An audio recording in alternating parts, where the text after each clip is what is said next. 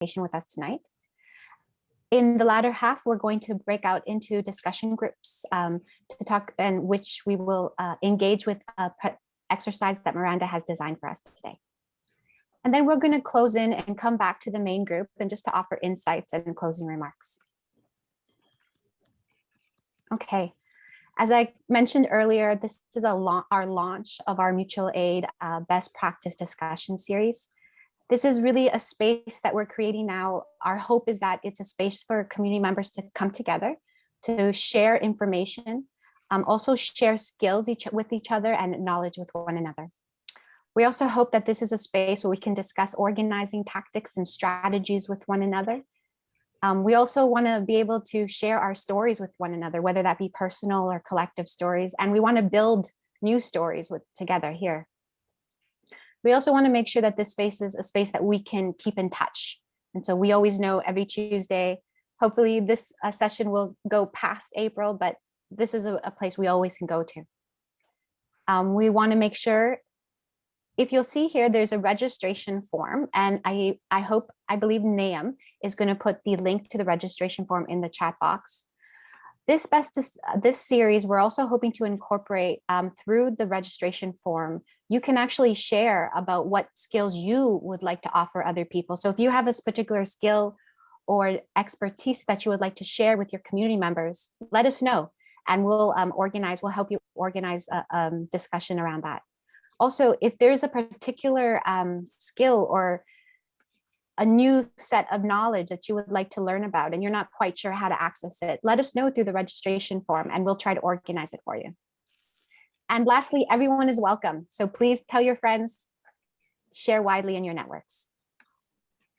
Okay, in terms of our community agreements, these are just the ways that we want to be together. These are good tips to remember as we engage with one another so that we can build a space that's really healthy and that we all feel respected and cared for together. And so the first tip is, the first community agreement is one diva, one mic. That means really, one person speaks at a time. Also make space and take space. So be really mindful about the way you're taking up space, the way you are in space. So if you're a person that tends to be a little bit more timid and takes a step back, challenge yourself to take up a little bit more space. Also, if you're a person that's really confident and really feels comfortable taking space, this is a good time to just go back a little bit and allow other people to take some space. Also, oops and outs. This is a great process. So if you've said something that you realize afterwards that it can be actually harmful, or it can be taken in a way that actually impacts people in a negative way, you can say oops. That allows us to open up the conversation about what was said and really build a better understanding and a better relationship. And then ouch. So if you hear something that you realize is really challenging and hurtful, you can start a conversation by saying ouch. That really lets folks know that that no harm was intended, but that we need to stop for a moment to build better understanding. Also be mindful of time. We have only 2 hours today and lots to get through, so let's stay on topic. Also, I love this one. No one knows everything, but together we know a lot. And that is something that I learn every single time I gather with community members. Awareness of power and privilege. So really be mindful of how you're treating each other, how others are treating you. For myself, my name's Ana Teresa. I'm in the participants tab. I will put a star beside my name. So if you feel that somebody has said something that crosses the line, please do let me know as one of the organizers, and I will follow up with that. Patience and respect. So let's be patient and respectful to one another as we engage on this topic, on all future topics. No topic is worth having if it's not controversial, if it's not challenging, and if it doesn't push us to unlearn and learn together. Also, please note, again, we will be recording the session. Okay, so I'm going to go into a bit of a Zoom check just to go do an overview of how we're going to engage over Zoom. It is a new platform. So if you see the mic here, when people are presenting, we ask that people unmute themselves. That just prevents any background noise, and that was almost perfect timing. Also, when we get into the group discussion, feel free to unmute yourself so you can participate a little bit more freely. In terms of the cameras, keep on camera, especially during the latter half of the session where we're going to go into breakout groups. But if you're having instability with your Wi-Fi, take yourself off camera. That will stabilize it. Also, this participants tab here, we have now, if I see, we have about 12 participants here today. Welcome, everyone. This participants tab is a great place for you to go in and rename yourself. You can also put a raise your hand here in the participants tab. The chat box. The chat box is one of the biggest places where we can participate. So in the chat box, you're going to see links that we added. We already put the registration form for this discussion series into the chat box. A really great thing is if you have a question when the presentation is going on and you don't want to interrupt the presentation, put in the chat box. We have a chat moderator that's going to keep track of that, all of that. Also, if there's something you really agree with, we like to build consensus by you putting +1 into the chat box. If there's something, again, that pushes your buttons in ways that can be harmful, remember, you can put ouch there as well. Okay, so just in terms of the participants tab, when you go into the participants tab, you should be able to find a drop-down menu. And in that drop-down menu, you can rename yourself. Renaming yourself is great. The reason why is because it's just better for us to engage with each other. Also, you can add your pronouns. That would be really helpful. Okay, one last thing, I think this is the last thing that I have to do just in terms of the check is the gallery view. So when we're not in presentation mode, at the end of this session, we're going to get together in one main room. In that main room, we're going to have a chance to do a debrief from the breakout and from the exercise that Miranda designed for us today. Stay in gallery view and put yourself on camera. This is the way we're going to be able to connect. Okay, so I'm now going to pass it off to Miranda Black, who's our guest speaker for today, and she will introduce herself. Thank you so much, everyone, and thank you, Miranda. Hi, everyone. Teresa, can we stay on the introduction first? Thank you. Hi, everyone. My name is Miranda, and my pronouns are she, her. I am a Davenport resident, and I am Mohawk of the Bay of Quinte, and I'm also part White Settler. Originally, my people were called Kanyigeha, but Mohawk is a name that was given to us by settlers and is stuck for generations now. I am an Onwe person, which translates to an original or indigenous person, and my people are part of the Haudenosaunee Confederacy, which is a group of 6 nations: the Mohawk, Oneida, Onondaga, Cayuga, Seneca, and Tuscarora. Haudenosaunee translates to people of the Longhouse, as longhouses were the original structures of the Iroquois people. I'm also half white settler, which means that my family settled here after colonial contact with Indigenous peoples. I am a water activist, as water is very sacred and has a very sacred meaning to Indigenous people and is necessary for life on this planet. I just want to say that I'm very thankful for all of you coming to the workshop today. We're going to deep dive into quite a lot of topics. A lot of this might be new territory for quite a few of you, and then others, it's just knowledge.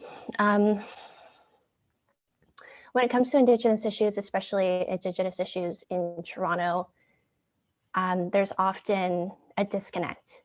When we give a land acknowledgement, often we're talking about the people whose territory that land was, but the disconnect within time, that the land isn't a long back belonging to Indigenous peoples. Right now, it is called inherent, it's an inherent right of Indigenous peoples.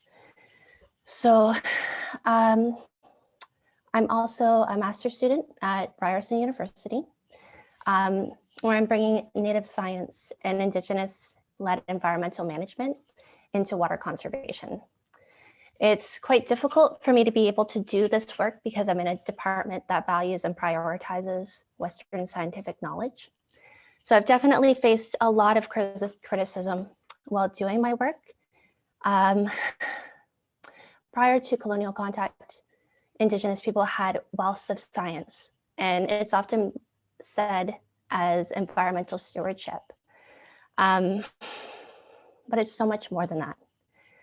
There's a lot of skills that you get from looking at the land for thousands of years, understanding migration patterns, understanding how people connect, and also the human interaction with the land.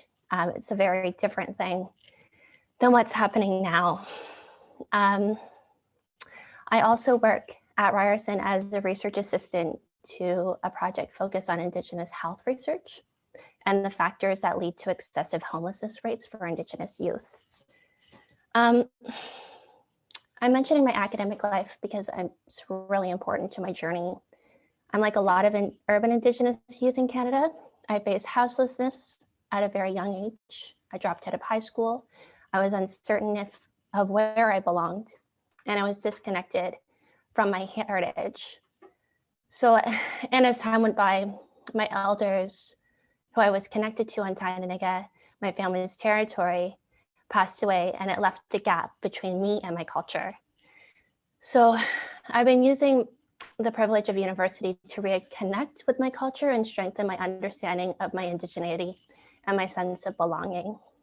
It's been a 7-year journey so far, and it's definitely brought me down through a lot of paths that I did not see myself going through or going down.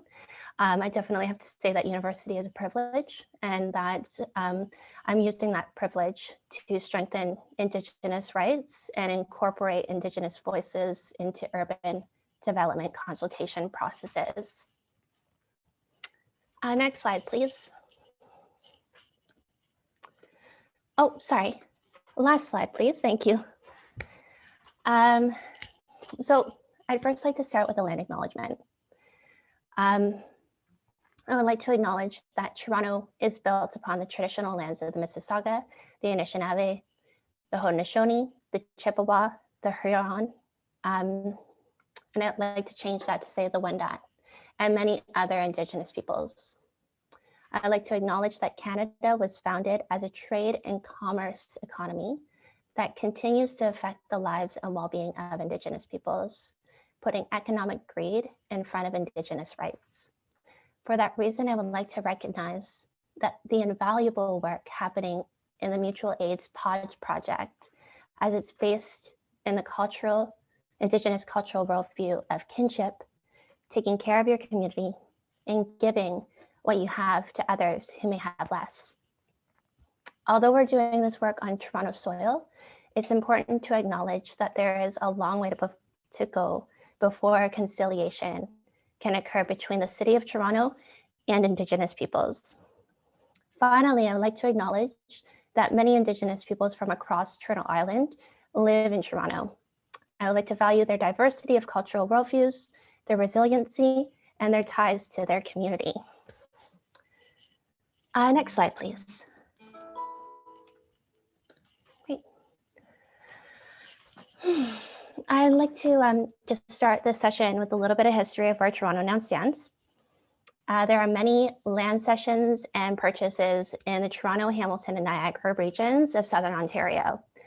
Out of these regions, only one is supported by a modern land claim, and that's exactly where Toronto now stands. If you look at the map, it's showcased here in orange, and that is the Toronto purchase.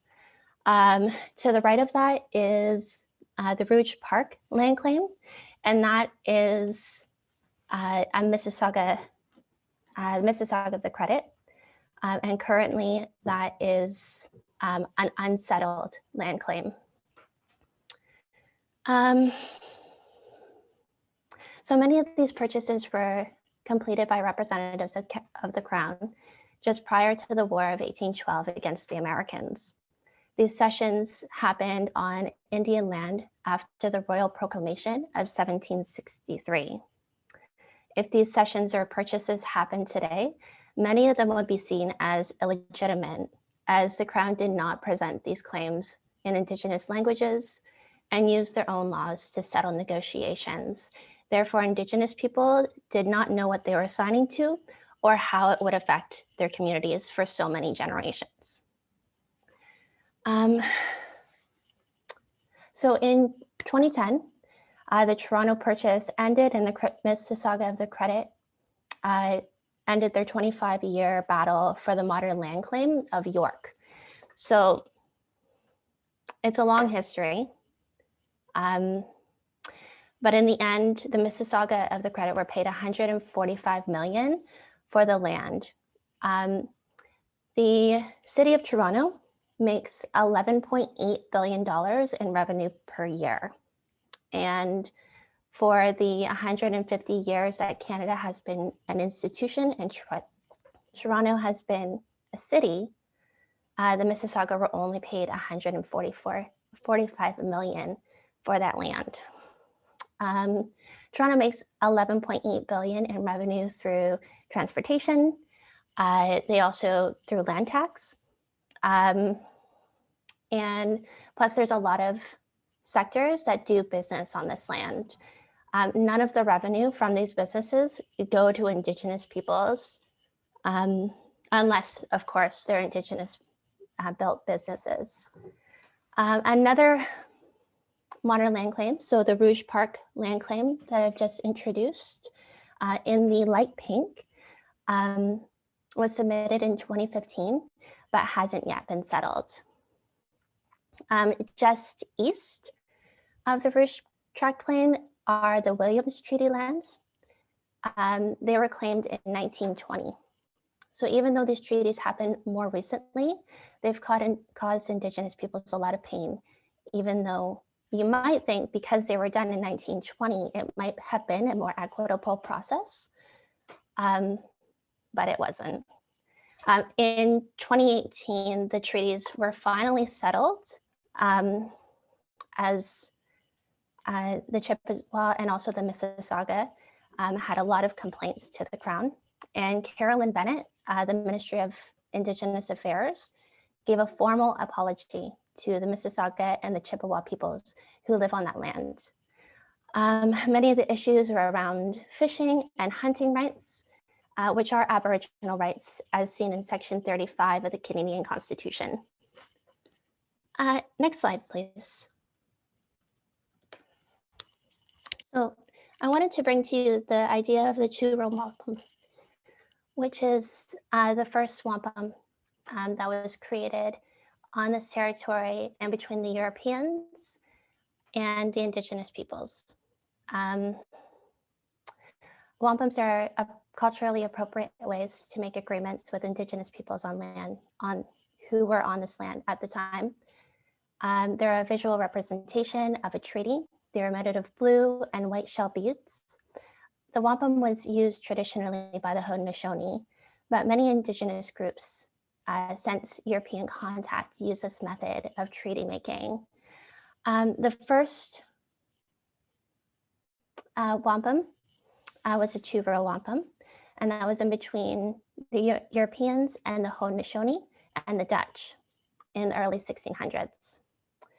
The two-row wampum is really important as it's the first treaty in between these two groups. The three white stripes are said to represent purity, good mind, and peace. However, I've heard different representations too. The two purple lines are the Indigenous peoples and the Europeans. It's said that each of these peoples were in boats going downstream, but respecting each other's cultures and practices. This is how relationships in between peoples was supposed to be left if colonial settlers valued these treaties. But what happened on this land did not respect these agreements. Next slide, please.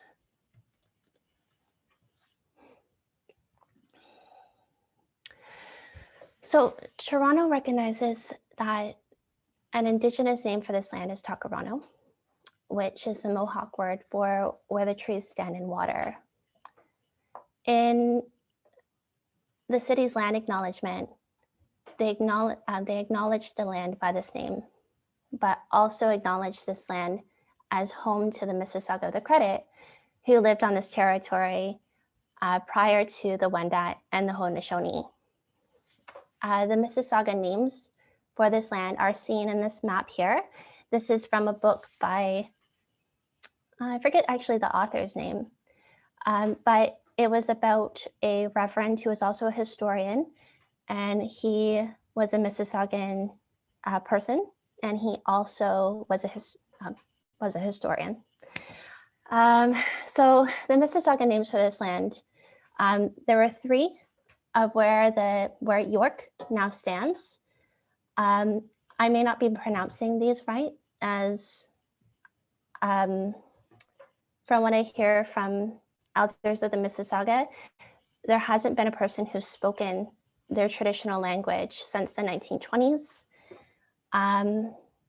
But I'm pretty sure that it's Kopechenok for the Humber River and the land around the Humber River, Onsconchonach for the John River, and then also Menacing on the island. So that would be the Toronto Islands, which are really important, three very important spaces for the Mississauga and their understanding of the land. And the reason why these lands were actually around the waters is because the Mississauga were canoe people first.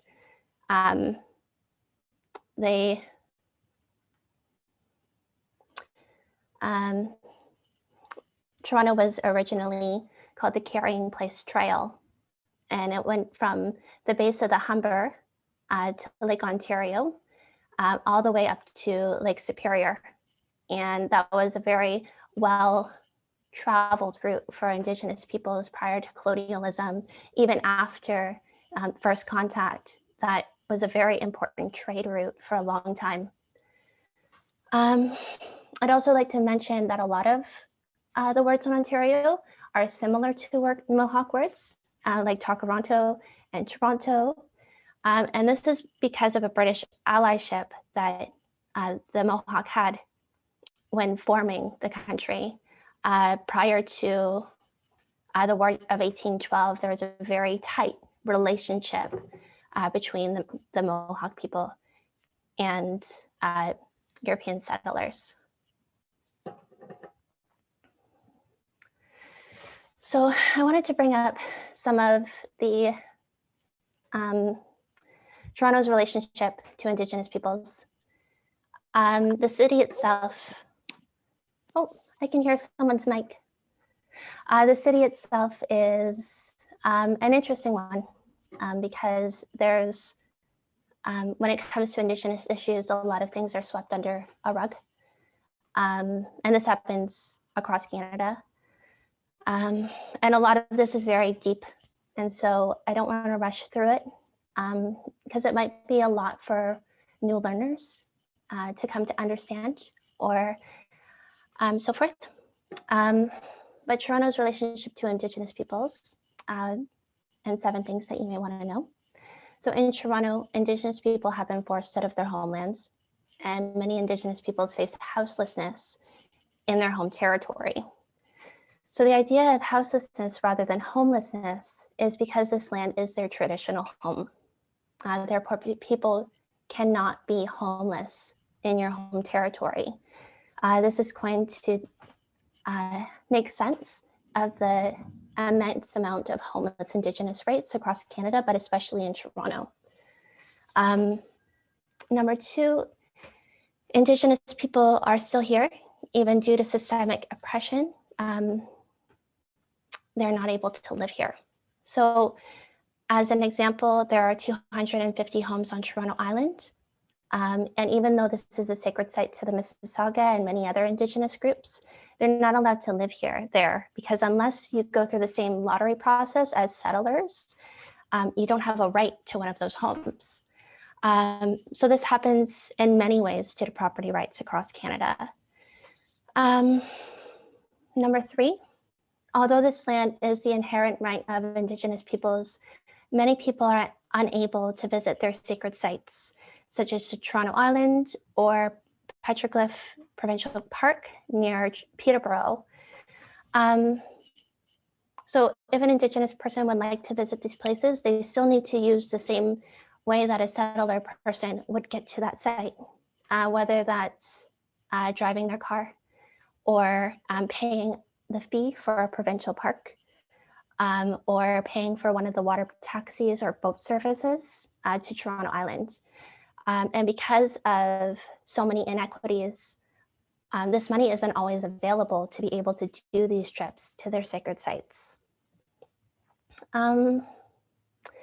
Another one is that development verbs have historically mowed over artifacts and grave sites of Indigenous peoples when building in Toronto and the surrounding area. As an example of this, in Stillville, which is north of Toronto, where developers found a whole settlement underneath the ground while they were digging. There's an amazing report that was written on what they were able to find. But the development company wanted them to just continue work and not document this. Luckily, some of the workers made notes and drawings before going ahead and doing that work.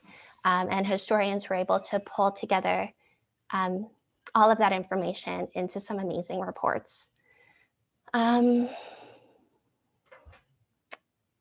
history, Indigenous children have been taken from their homes. And I think a lot of us are learning these types of things with Orange Shirt Day, or just understanding what happened with the residential school system or the 60s scoop. I just want to add that when I was growing up, we didn't talk about these things in my home. We didn't know a lot of these things, and that's because we weren't talking about it yet.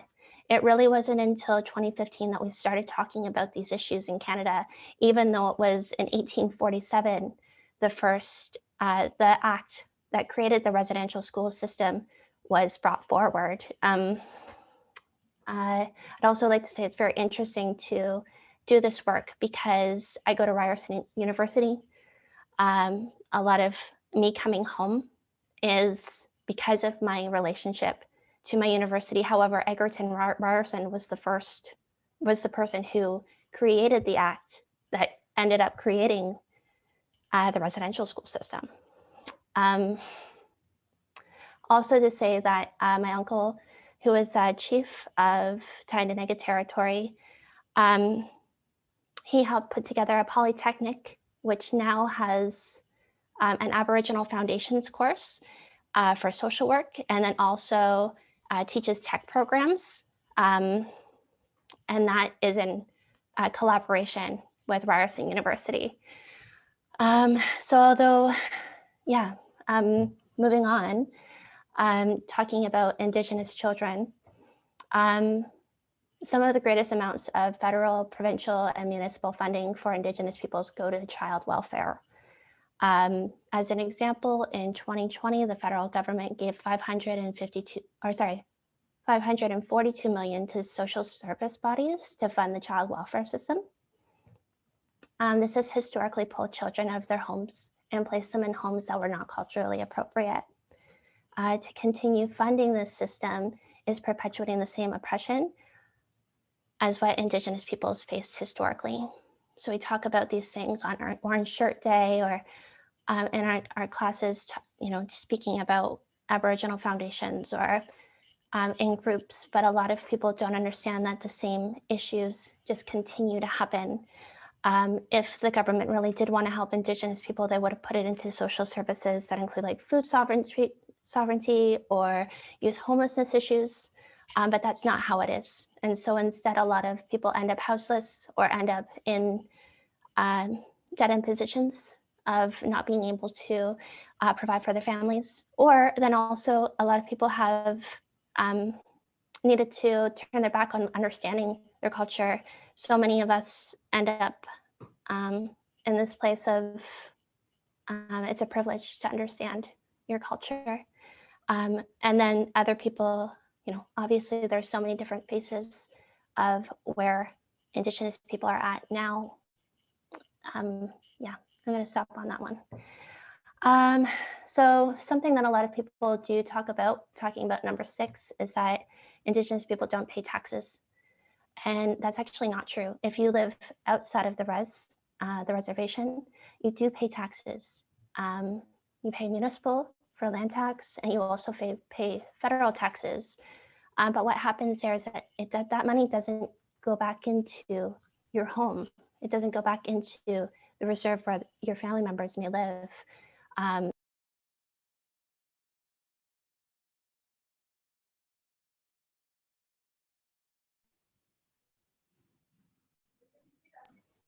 Can everyone hear me again? Yes, my apologies, Miranda. Okay. We can hear you. When did I stop being able to be heard? Does anyone remember what I was saying last? It was just 2 seconds. Okay.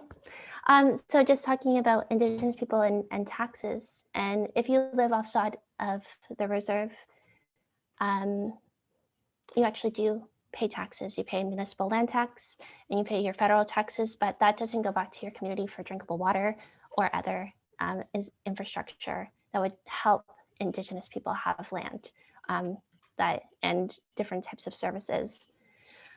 And then finally, number 7, many Indigenous peoples are non-status because of the Indian Act, which values paternal bloodlines, even though many Indigenous cultures are matrilineal societies.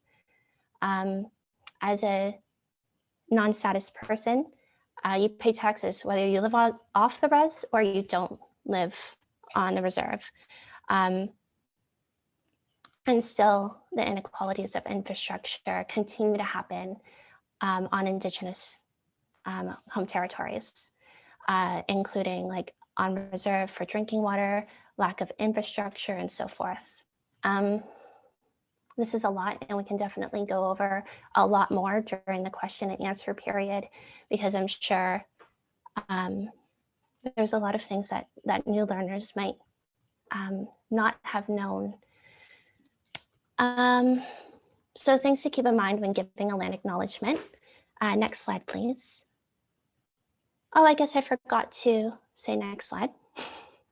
So next slide, please. We're on the slide around Toronto's relationship to Indigenous people. Sorry. Things to keep in mind. Great. Thank you. So things to keep in mind when giving a land acknowledgement. So going back to our original topic, first and foremost, be authentic. Tell your listener why your land acknowledgement is important to you. Oftentimes we have these mandated land acknowledgements that other people have written for us, and they're not serving to Indigenous peoples or Indigenous communities, and they're really not serving to ourselves. It's not like a truth of the type of relationships that we're holding in our lives or our understanding of issues.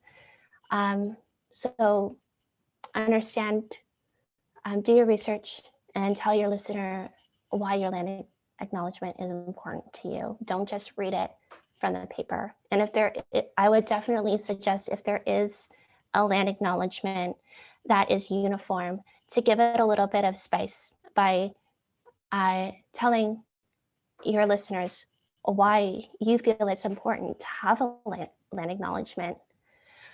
So again, number 2, do your research on Indigenous peoples prior to giving a land acknowledgement to make sure that your information is correct. Number 3, acknowledge the Indigenous peoples who live there where you are speaking. It's important that this is done regionally, so where you are. Number 4, if you're unsure if your land acknowledgement is correct, find an elder and ask them. And if that's not available, check out resources. There is a resource, it's called Native Land. It's a web tool. It is geolocated at a map of the entire world. And in bubbles, you can find out where you are and who the Indigenous people whose land that traditionally was. So it showcases Indigenous territories globally. Acknowledge that although you may benefit from Canada, and that is a completely different definition for every single person who lives here, because I understand that there are so many injustices and so many inequalities, but many Indigenous people do not benefit from Canada, as we've already spoken about, especially when we're talking about the last slide. And ask yourself, now that I know more about Indigenous peoples, what does that propel me to do? Be involved,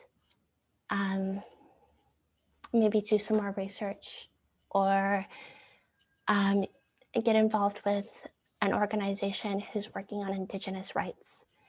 And then tell your audience how your land acknowledgement really does showcase what you think and what that propels you to do. And then finally, be vulnerable. It's an extraordinarily difficult thing to speak in front of groups. And I've definitely, to be my most vulnerable self, I've definitely been shaking this entire seminar, because this is the first time that I'm sharing with a group of people what an experience is. And I'm also representing a lot of humans when I'm talking about this. So to keep that in mind when you're giving a land acknowledgement, and be your most vulnerable self. Finally, I wanted to talk about the dish with one spoon wampum. So the next slide, please. And the dish with one spoon is part of the Haudenosaunee Confederacy. It was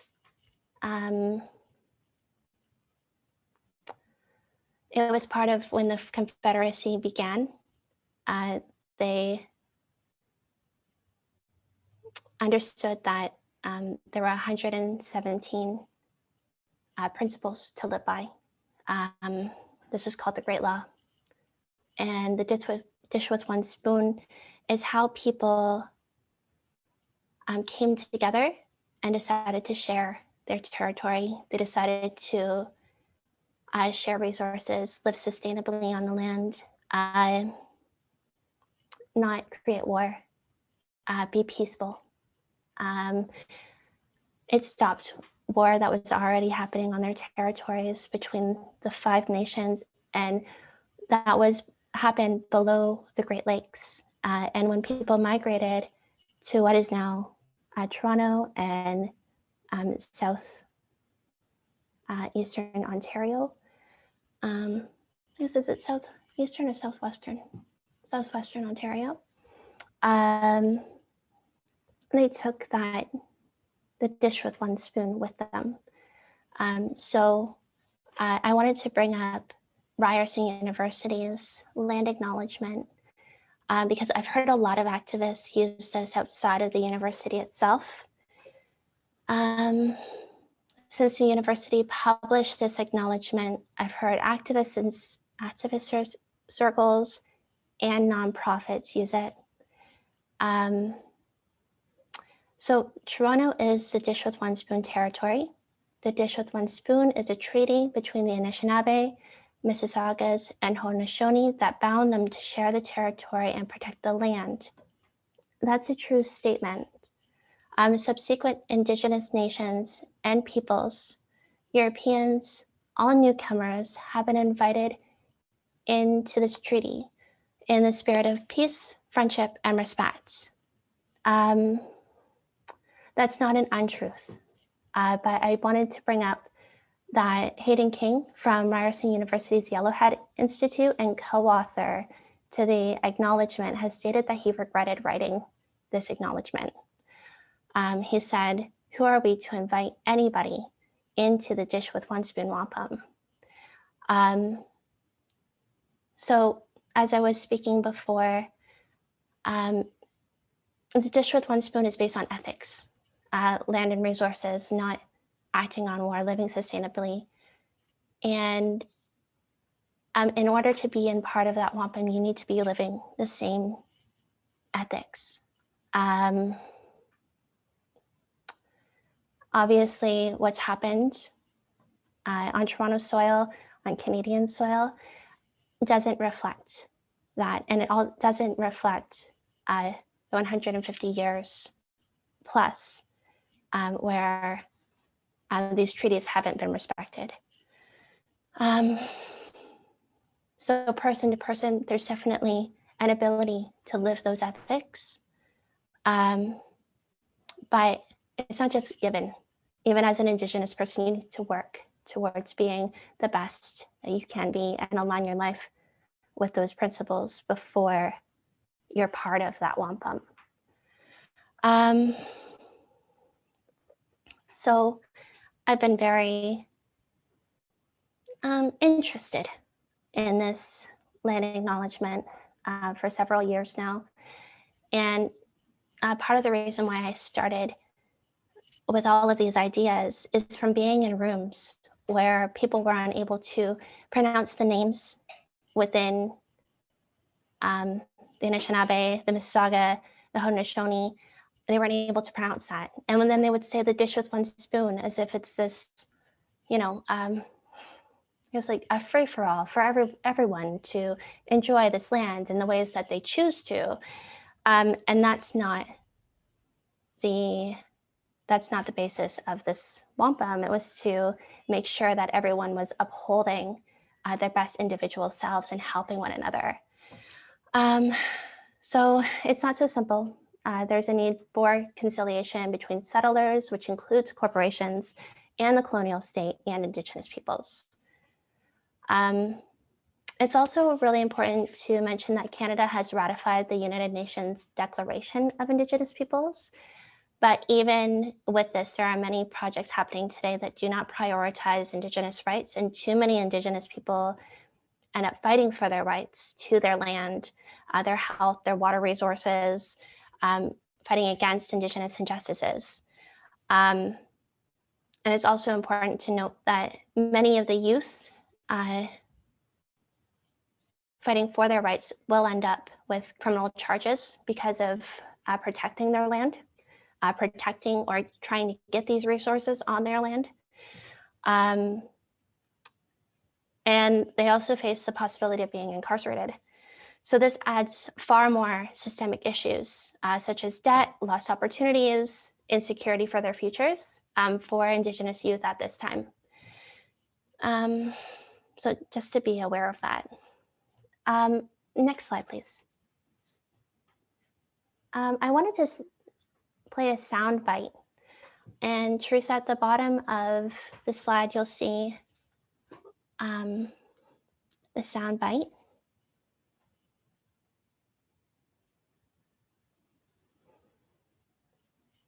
I guess if you were to take it off of, oh, actually, maybe I'll just play it. I think this will work out from my side.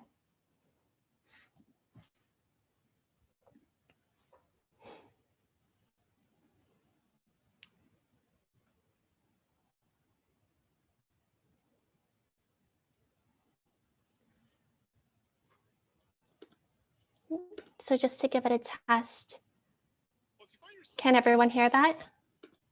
Can everyone hear that? Great. Okay. Blackhawks home game this season, you might recognize some artwork from a Northern Ontario Ojibwe artist. Red Lake's Patrick Hunter designed a digital art piece that appears in the arena during land acknowledgements. Here's a soundbite from that acknowledgement. The Chicago Blackhawks acknowledge that the team, its foundation, and the spaces we maintain, work, and compete within stand upon the traditional homelands of the Miami, Sauk, Meskwaki, Ho-Chunk, Menominee, and the Council of the Three Fires, the Ojibwe, Odawa, and Potawatomi nations. We understand that this land holds immense significance for its original stewards, the Native nations, and the peoples of this region. We would also like to recognize that our team's namesake, Sauk War Leader Blackhawk, serves as a continuous reminder of our responsibility to the Native American communities we live amongst and draw inspiration from. That land acknowledgement debuted at the end of January. It's part of the Blackhawks' effort in engaging Indigenous-led education, art partnerships, and community development. You might remember a statement from the team last summer in which they said they would stand by their team name while committing to expanding awareness on Indigenous contributions. Up north, Thunder Bay reporter Olivia Levesque spoke with Patrick Hunter about the artwork he developed for the team. She started by asking him about how the partnership came together. Become like legend or something now, but they just came through my direct messaging through Instagram, and that's kind of, I wish there was a better story than that, but that's how it got started. And it was pretty strange, I think, at first, but then so they have a liaison that she's the one that reached out to me. I agreed to take a phone call with the Blackhawks with kind of a bit of trepidation, only because, you know, I'm Canadian, it's an American sports team. You know, there's all this talk about appropriation, and obviously there's a lot of teams in the United States that kind of do appropriate Native imagery in kind of a not positive way. So I wasn't sure if I was the one that needed to be in that sort of arena, but I think when they had told me there was only 2 other people in the running to do it, and they weren't even sure if they could commit to producing the work in 2 weeks, which is pretty much the amount of time that I had to work with. Wow. Okay. So it's a super short amount of time then to produce something like this. You know, a short amount of time, and then it kind of took up my life for that whole period of less than 2 weeks really, as a creative person, sometimes when you're looking at something for so long, you're like, oh my gosh, like, is this even cool? Are they going to like it? So when I finally sent them the artwork that I was working on, I was like, take it or leave it. I don't know. Like, I hope it's good. And they ended up really liking it a lot and loved the direction I was going in. So that felt amazing. Yeah. And so this whole project is part of sort of ongoing effort to collaborate with Indigenous and Native American people. So what does that mean to you then to be a part of that and to produce something like that? Right. Well, right off the bat, I trusted them, and they had a lot of integrity, because I feel like, as a national sports team, it's kind of bro-y. Like, they didn't have to take this great step towards reconciliation. I understand that there's a lot of Indigenous people that don't like land acknowledgements, and, all we get is this lousy land acknowledgement sort of rhetoric. And I understand that, but here was an opportunity for a national sports team to take the next step and actually be a template or like a leader to other teams that want to make the same change too, but aren't sure how to do it. And I think that they're doing it in a very cool, positive way. And so I have your artwork in front of me here that appears in the arena before their home game. So can you kind of walk me through the design and sort of where you drew inspiration from for it, and just sort of what it means? Sure. In, I think, the opening segment, it's a lot of floral work, and I felt like that was sort of more of an iconic view of First Nation culture. Like, I'm Ojibwe, and we do a lot of floral beadwork and stuff like that. So that's sort of where I drew inspiration from that. And being that Chicago is one of the cities around the Great Lakes, Indigenous people would be traveling around trading, things that had floral patterns on them, clothing or things that are used like pouches and things like that. And I just wanted something that a lot of people could digest and understand that this came from around this area. The team as well also wanted me to just reflect my own art style. Instead of trying to make it look like it was someone else's, or make it look like it could be, found around Chicago on one of the First Nations there. And then the second sort of bit of artwork that you see is a bunch of kind of like shark feathers, and those represent a lot of the First Nations that are around the city of Chicago, and the Black Hawk himself, because he was a real person, so he's represented in there as well. And yeah, it kind of ties into the 7 grandfather teachings, because there's 7 feathers, and I just love the way that they kind of displayed them on all the screens throughout the whole building. I think like 70,000 people fit in there when it's not during COVID time. So there will be a lot of eyes on it as soon as they can reopen. Yeah. Just want to stop it there. So there's a long history of appropriation, especially with sports teams. They've had with appropriating Indigenous symbols, such as the Chiefs, or there's a few Canadian universities who had a long time appropriated Indigenous symbols as their icons and their sports identity. So what Patrick was saying, they didn't need to do this. They didn't need to take a step towards reconciliation. And he also said that they're quite bro-y. So there wasn't this expectation that they would ever wisen up. So even with that though, listening to their land acknowledgement, talking about the traditional territories of those people, but not bringing in really what is happening now with those people. I just wanted to repeat to you one more time the land acknowledgement that I created for this presentation for the PODS project if they choose to use it. Next slide, please.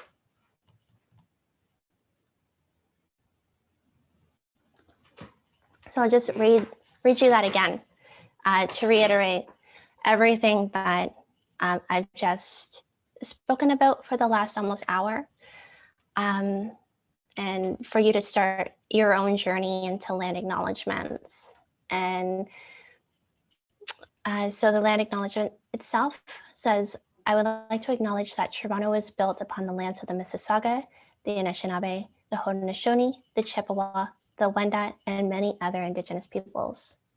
I would like to acknowledge that Canada was founded as a trade and commerce economy that continues to affect the lives and well-being of Indigenous peoples, putting economic greed in front of Indigenous rights.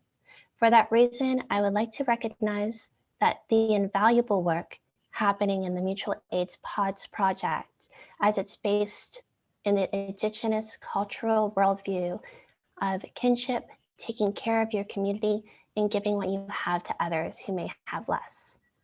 Although we're doing this work on Toronto soil, it's important to acknowledge that there is a long way to go before conciliation can occur between the City of Toronto and Indigenous peoples. Finally, I'd like to acknowledge that many Indigenous peoples from across Turtle Island live in Toronto. I would like to value their diversity of cultural worldviews, their resiliency, and their ties to their community. So I've devised some questions that as a group we can go through. So next slide, please. The first question is, how are the land acknowledgements written for this class and the acknowledgement written for the Blackhawks, which we heard on the audio bite, different? And what are their similarities? And how could the Blackhawks land acknowledgement be changed to identify modern Indigenous issues around Chicago? Finally, what would you do differently when giving a land acknowledgement, now that you know what you've heard in this session, when it comes to devising a land acknowledgement in Toronto? What would you do differently? So I think with that, we're gonna do small breakout groups. Thank you so much, Miranda, for sharing all that really, really critical information in such a caring and thoughtful way, really grounding our discussion. And